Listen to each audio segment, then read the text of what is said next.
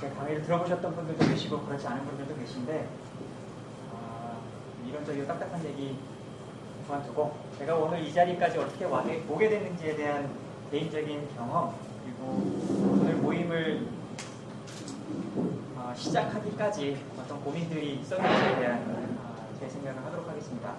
사실 저 그리고 임진화 박사님, 박재현 대표님 포함해서 이렇게 세 명이 이 모임을 시작을 할 때 생각했던 두 개의 개념이 교육과 개발이죠. 근데 사실 이게 잘 화학적으로 결합될 수 있는 건지 그렇지 않은지 결합된다면 어떻게 해야 되는지 뭐 이런 논의들을 많이 했었습니다. 각자의 경험이 다르기 때문에 이에 대한 이야기가 조금씩은 다르지 않을까 하는 생각을 하게 됩니다. 계획을 시작하도록 하겠습니다. 저희가 가졌던 세 가지 중요 발표 내용이 있습니다. 여기에 왜 교육과 개발을 고민을 하게 되는지, 그래서 뭘 할 건지, 어떻게 할 건지에 대한 고민들입니다.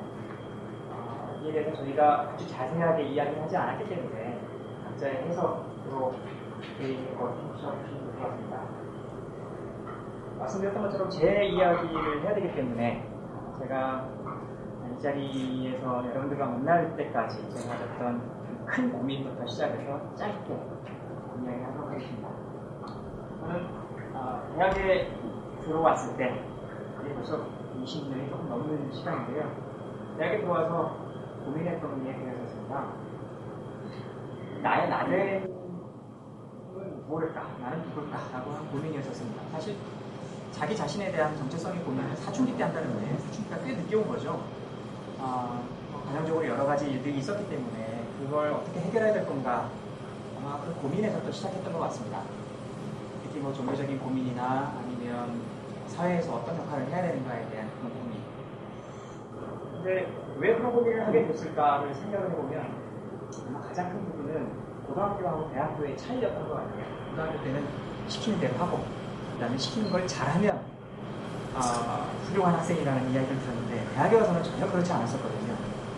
대학이 어떤 건지, 대학생이라고 하는 게 뭔지, 공부한다는 게 뭔지 처음부터 새로 알아가야 되는 관계였기 때문에 그렇습니다.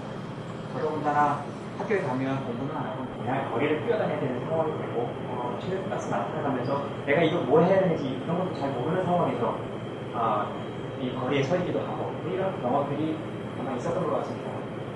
그 다음에 발견한 질문이 저거였습니다. 내가 사는 사회에 뭔가 문제가 있다.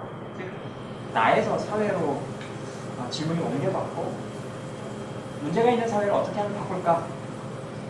사람이 어떻게 바뀔 것인가? 사람을 어떻게 바꿀 것인가? 하는 게 중요한 과제였었습니다.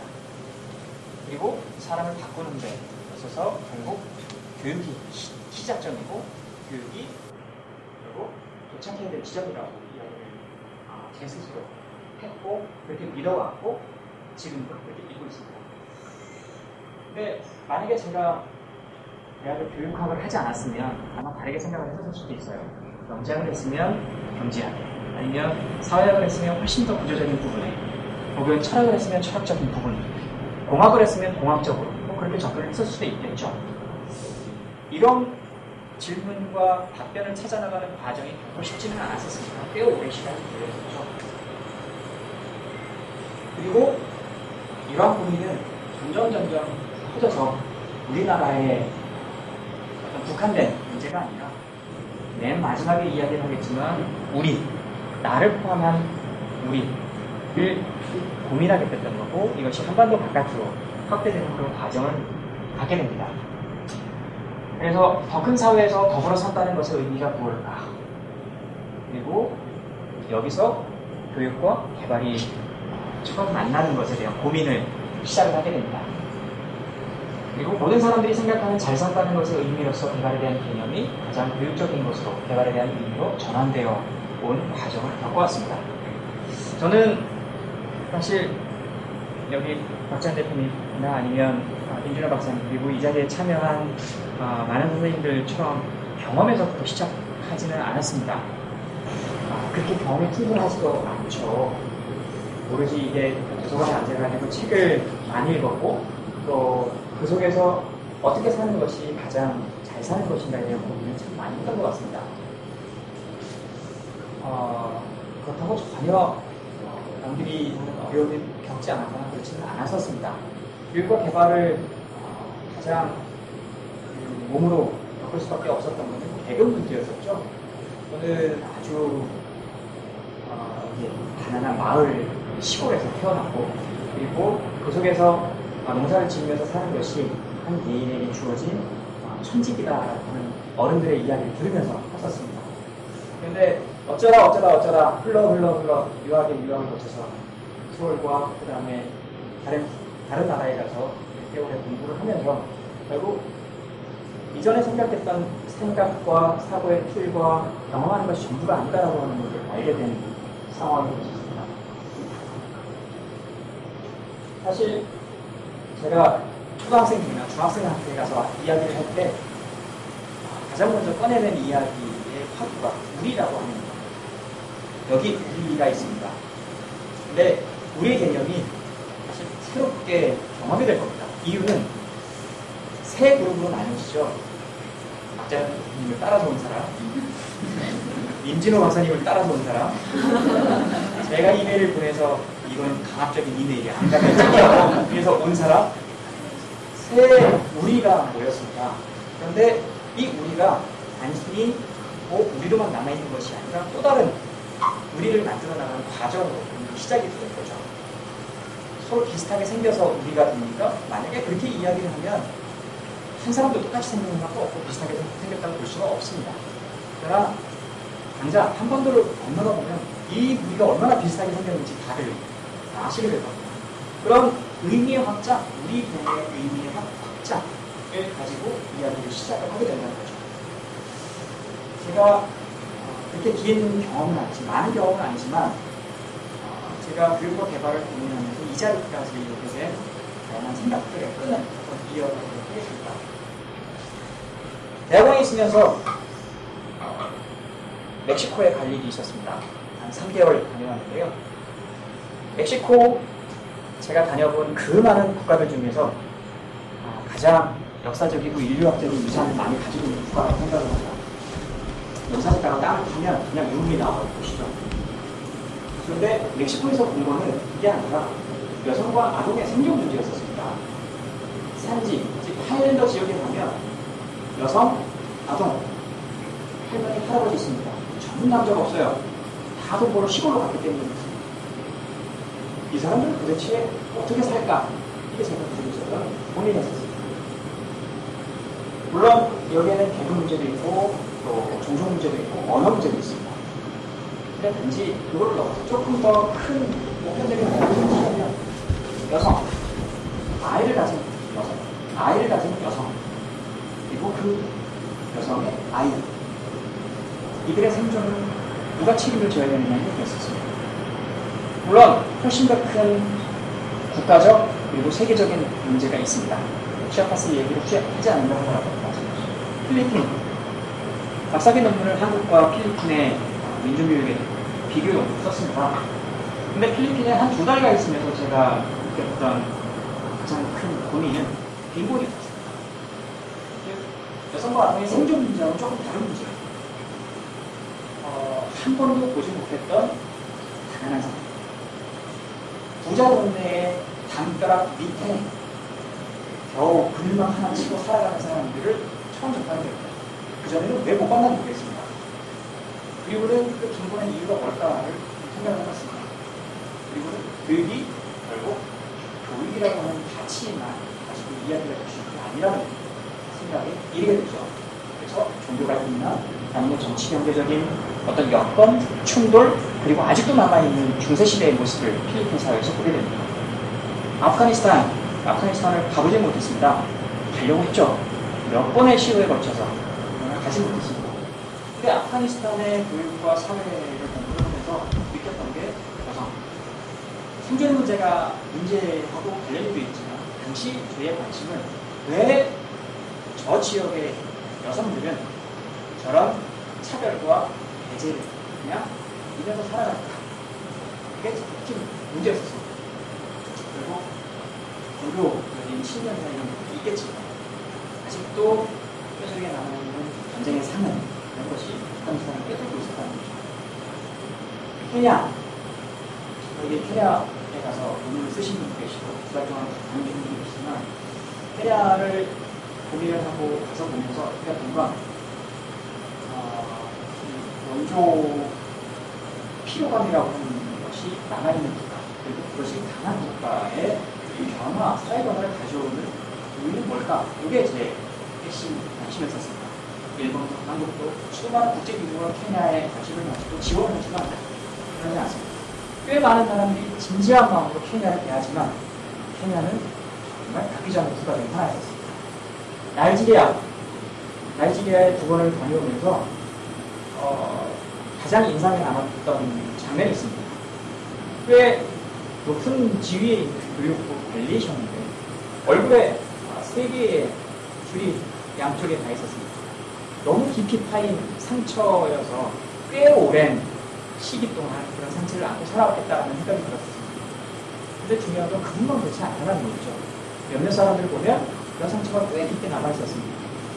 알고 봤더니 1960년대 말, 70년대 초 동족 분쟁에서 서로를 PR을 구별하기 위한 상처였던 것입니다. 누구는 세 개를 묶고, 누구는 동그랗게 두 개를 묶고, 누구는 위에다 묶고, 그래야지 내가 네가 나를 적으로 혹은 아군으로 알게 될 상황이었습니다. 왜 그렇게까지 할 수밖에 없었을까? 교육을 넘어가죠. 이게 제가 가지고 있었던 고민이었습니다. 우리는 사실 흑인들을 만나기 전에는 그분들이 어떤 삶을 살고 있는지하고 상관없이 검다라고 하는 색깔에만 집중을 하는 경향이 있습니다. 그때서야 그 사람들의 삶, 언어의 차이, 심지어 얼굴이 어떻게 다른지, 키의 분포는 어떤지, 이런 것까지 관심을 가지게 되는 얘기가 되는 것 같습니다. 부르키나파소, 여기에 다녀오면서 사실은 이 부르키나파소의 이 HIV 에이즈 감염률이 높은 여성들을 대상으로 프로그램을 진행을 하면서 생각했던 것은 보건이라고 하는, 건강이라고 하는 것이 우리가 어떻게 관련이 되느냐에 대한 관심이었습니다. 이 IT, 자연재해, 저는 지난 지진으로 IT에서 몇 명 죽었는지 사람들한테 묻습니다. 이거는 10,000명, 혹은 20,000명, 20만 플러스 알파예요. 20만 명 정도 죽었을 거라고 추정을 합니다. 거기 인구가 얼마 안 됩니다. 20만 명이 죽었어요.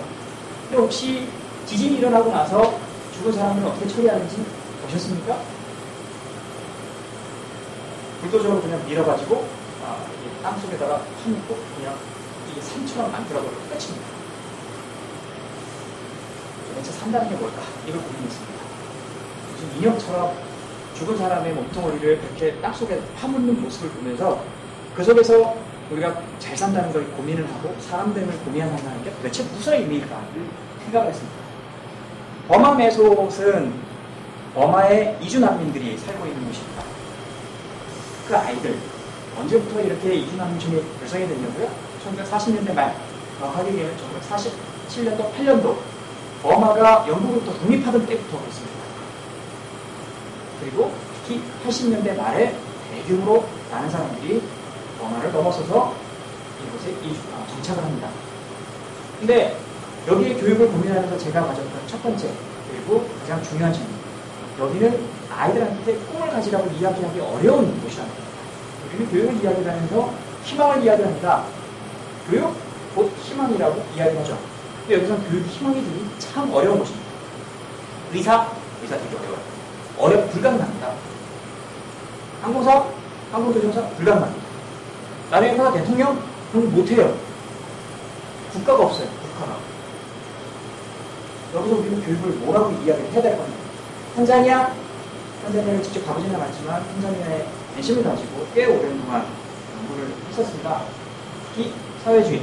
우리는 사회주의, 공산주의 하면 기본적으로 나하고 상관이 없는 이념 이렇게 이야기하지만 실제 탄자니아라는 국가를 생각을 해보면 얼마만큼 교육과 개발을 잘 연결시켰던 사례일까를 알게 됩니다. 이런 국가들이 몇 개가 있어요. 근데 가슴 아픈 건 실패했다는 거예요. 실패했어요. 왜 실패했을까? 아니, 정말 이게 실패한 걸까? 이게 제가 가지고 있는 고민입니다. 기니비소 마찬가지입니다. 1970년, 74년 독립과 더불어서 수많은 분쟁을 겪고 얼마 전까지만 해도 쿠데타가 일어난 몇 년 전까지만 해도 쿠데타가 일어난 곳이고 여전히 쿠데타가 일어날 수 있는 그런 국가 중 하나입니다. 그러나 독립 당시에 어떻게 이 나라가 발전할 것이고 많은 사람들이 같이 살 건가를 고민했던 그 철학 속에는 저희가 오늘 교육과 개발을 고민하는 핵심 의제, 주제가 들어있다는 거죠. 가나는 지금 국제사회가 관심 갖고 있는 국가 중 하나입니다. 그러나 관심 갖고 있다고 해가지고 정말 가나가 우리나라만큼 잘 살 수 있을까? 이걸 고민하는 대상 국가 중 하나입니다. 브라질은 여러 가지 의견이 엇갈립니다. 어떤 국가일까? 정말 많은 인구를 가지고 있는 국가지만 여전히 계급 간 격차나 지역 간 격차가 커서 어떤 다음 단계로 나가기 참 어려운 국가라고 이야기할 수 있습니다. 그러나 여전히 밑바탕에는 희망이라는 걸 가지고 수많은 사회 변화를 이루려고 하는 자잘한 개인들이 열심히 노력하는 국가 중 하나라고 볼 수 있습니다. 쿠바, 아까 탄자니아처럼 사회주의혁명이 있은 1950년대 말부터 지금까지 꿋꿋하게 자기 갈 길을 간다고 하는 국가입니다. 사실 쿠바에 관심 있는 사람들이 많지 않습니다. 왜? 관심 가지면 안 될 것 같으니까. 그런데 쿠바는 지금도 국제사회가 어떻게 평가하건 상관없이 자기들이 옳다고 하는 길을 가고 있습니다. 몇몇 새로운 대안을 찾는 사람들이 찾고 있는 지속 가능한 공동체, 쿠바로 보고 있습니다. 특히 교육과 관련해서, 환경과 관련해서, 건강과 관련해서 많은 사람들이 가지고 있는 권리, 그 권리를 어떻게 국가가 보장해 줄 건가라고 하는 측면에 있습니다. 한 번쯤 관심 가져야 될 국가가 아닌가라는 생각이 듭니다. 칠레 요즘 잘 나가는 국가입니다. 우리 10년간 한국을 보듯이. 그런데 칠레는 1990년대 초반 이 30년 동안 공부 독재가 있은 이후에 사실 수많은 평가가 엇갈리는 국가입니다. 그 중에 대표적으로 실패 사례로 드는 게 교육입니다. 혹시 초등학생들이 국가에게 자기가 받아야 될 학습권을 위해서 거리에 나와 데모한다는 이야기를 들어보셨습니까? 칠레가 유일합니다. 중학생들이 그렇게 해요. 고등학생들이 그렇게 합니다. 대학생들은 조용히 해요. 칠레가 왜 저럴까? 그런 고민을 해볼 수 있으면 좋겠습니다. 얼마 전에 파라과이를 갔다 왔는데요. 파라과이는 제가 판단하기로는 여전히 공권적 계급사회입니다. 5%의 인구가 전체 85%의 땅을 가지고 있습니다. 즉 여전히 지주들이 존재하고 장원제, 공권적 장원, 영주들이 살고 있는 곳입니다. 이 속에서 잘 가르친다, 학교들의 역할을 이야기를 한다, 뭘 얘기를 해야 될까? 잘 모르겠습니다.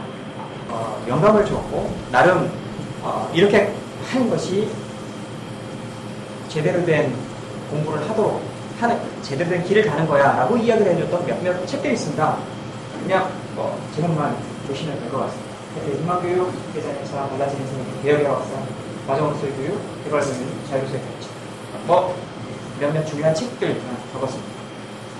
즉 제가 이 자리에서 너 여기 왜 왔어? 라고 하는 이 이야기를 물을 때 제가 말씀드릴 수 있는 제 삶의 경험의 어떤 이 길이죠.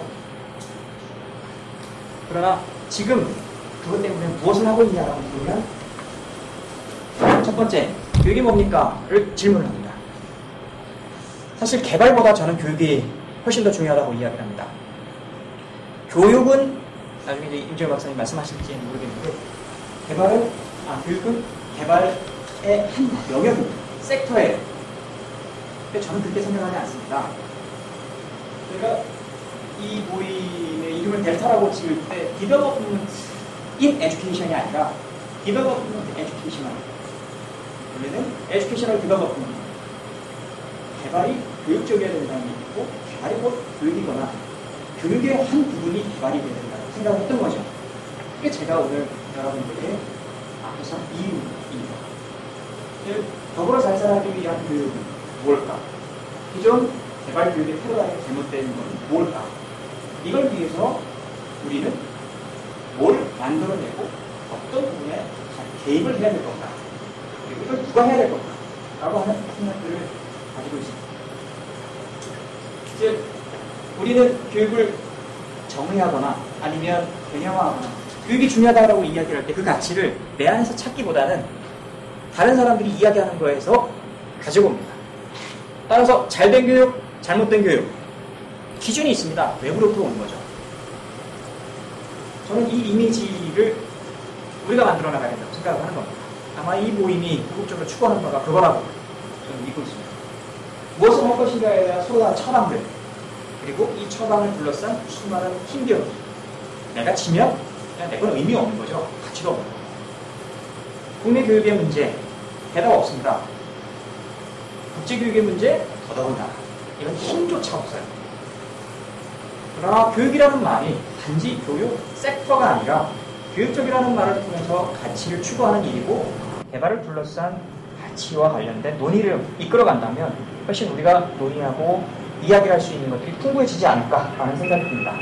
그래서 어떻게 할 거냐? 저는 교육 효과성에 대한 교육적 분석, 즉 뭐가 효과적인 교육이냐, 뭐가 효과적인 개발이냐, 여기에 저희 목소리가 담겨야 된다고 생각을 하는 겁니다. 교육적 개발과 교육적 대응을 위한 교육 효과성 측정 방안, 즉 지표부터 시작을 해서 새롭게 만들어야 된다고 생각을 합니다. 다양한 가치가 반영된 교육에 대한 딴지거리, 혹은 개발이 곧 교육적 변화고 유기적 소통이고 문화적 존중이고, 그래서 곧 개발을 인간 중심의 사회적 진보라고 이야기를 할 수 있다면 이를 위해서 뭘 어떻게 해야 되는지에 대한 소통의 과정이 저희가 해야 되는 일이 아닌가라는 생각이 듭니다. 결론으로 아까 처음에 말씀드렸던 우리라고 하는 화두를 오늘 여러분들한테 던지고자 합니다. 단지 우리가 우리로 남아있는 것이 아니라 또 하나의 보다 큰 우리를 만들어 나갈 수 있다면 그것이 오늘 우리가 시작하는 이 첫 발걸음이 의미 있는 발걸음이 되지 않을까 하는 생각이 듭니다. 마지막으로 한 가지만 말씀을 드리면, 교육을 뭐라고 정의해야 합니까? 라고 이야기를 할 때 교과서에 나와 있는 방식의 교육을 정의하는 것은 적절하지 않다고 생각을 합니다. 교육은 두 가지 기능이 있습니다. 철저하게 사회 구조에 적응시키도록 만드는 교육이 있습니다. 또 하나의 교육은 그러한 구조를 바꿔나갈 수 있도록 새로운 의식을 확장시키는 게 교육의 또 다른 기능이자 역할이라고 이야기합니다. 안타깝게 이 두 가지가 조합되는 경우가 거의 없습니다. 이 둘은 서로 싸웁니다. 지금도 싸우고 있어요. 해답이 없는 이유가 그것 때문입니다. 밀고 당기기를 하기 때문에 그래요. 아무리 좋은 말로 포장을 한다 하더라도 이 둘은 싸우게 되어 있습니다. 여러분들은 국제사회에서 아니 우리나라, 아니 다른 나라, 혹은 케냐, 수많은 다른 개도국이나 가난한 국가들을 생각을 하면서 어떤 교육을 생각을 하십니까? 그게 오늘 여러분들에게 던지면서 함께 찾아가자고 하는 제 질문입니다. 제 얘기는 여기서 마치도록 하겠습니다. 감사합니다.